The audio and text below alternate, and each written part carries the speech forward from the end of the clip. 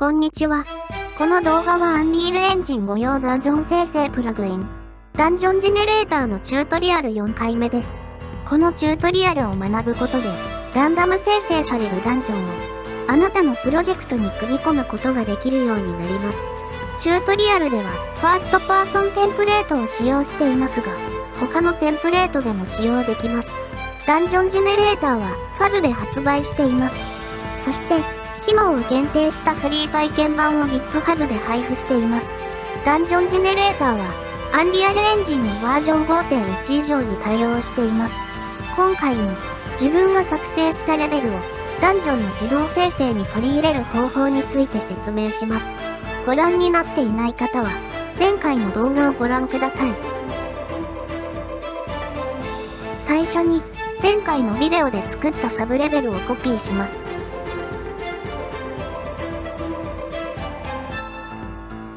コピーしたサブレベルを飾り付けしましょう。FAB から入手した機種のアセットをサブレベルに配置します。4人くらい置きます。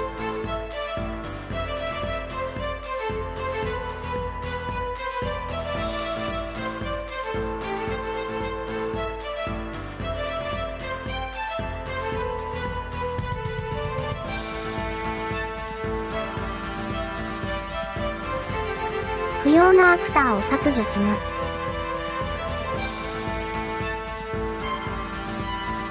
サブレベルをもう一つコピーします。こちらも不要なアクターを削除します。こちらの部屋にはゴーレムを配置します。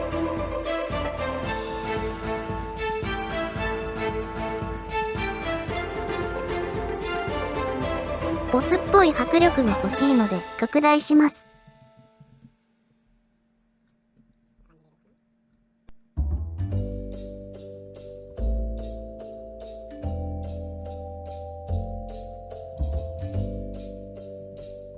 レベル周辺の緑の矢印は、ドアの接続が可能なことを表しています。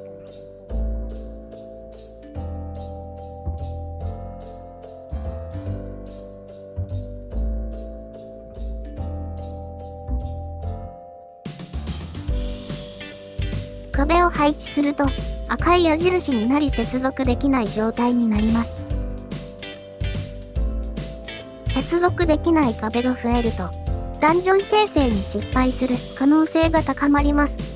最低でも3つ以上は緑の矢印を残してください。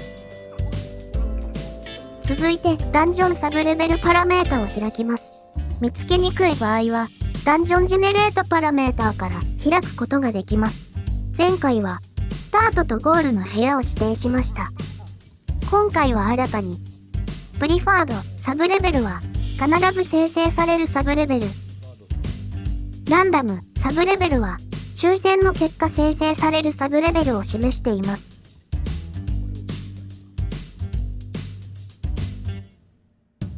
プリファードサブレベルにゴーレムのサブレベルを指定します。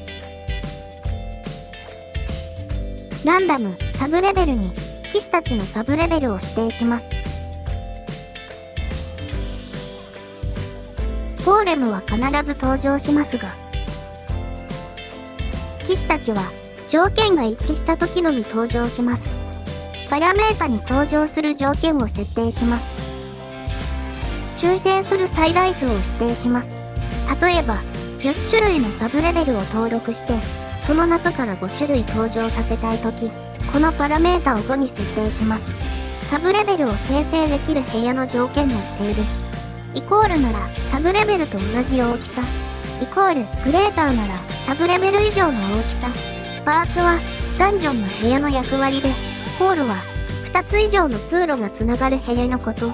アイテムはサブレベルで入手できるアイテムです。後日説明するミッショングラフで必要になるパラメータです。実際の生成結果を見てみましょう。どこかにゴーレムの部屋が生成されているはずですが、いました。中ボスっぽい雰囲気がありますね。今回は騎士たちの部屋はなさそうなので、もう一回。今度は騎士たちの部屋が生成されています。いました。不気味ですね。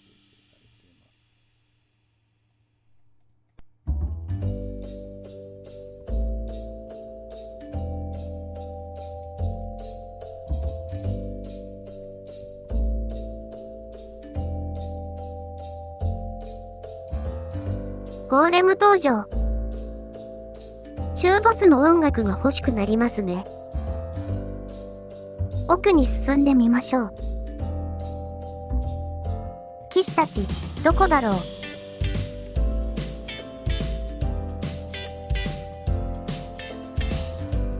いた。入った瞬間に部屋に閉じ込められたら、危険そうな部屋ですね。サブレベルで、パラメータ以外の設定を説明します。先ほどは、壁を配置すると、矢印が緑から赤へ変わり、壁が作られなくなる説明をしました。ダンジョン、ウォール、ジェネレーション、エクスクルージョン、ボリュームを使うと、壁の生成を抑制できます。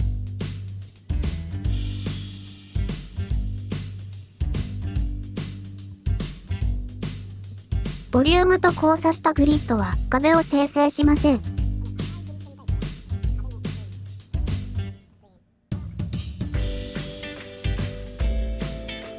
このような斜めの壁を作った場合、自動的に壁の生成禁止を検出できません。ボリュームは複数のグリッドをまたぐことができます。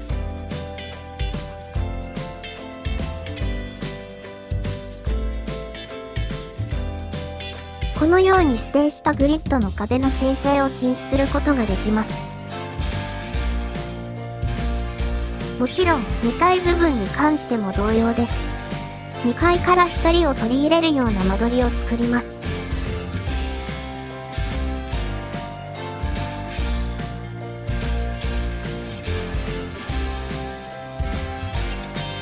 ボスの登場イベントと連携したら面白そうですね。これでサブレベルに関する紹介を終わります。次回はミニマップの自動生成について紹介します。いいねやコメントどうもありがとうございます。少しずつフォロワーさんが増えてきてくれて大変励みになっています。ドキュメントへのリンクは概要欄をご覧ください。質問は Discord や GitHub のディスカッションにお願いいたします。また、アートに関すること、機能に関することなどご意見も大歓迎です。ご視聴ありがとうございました。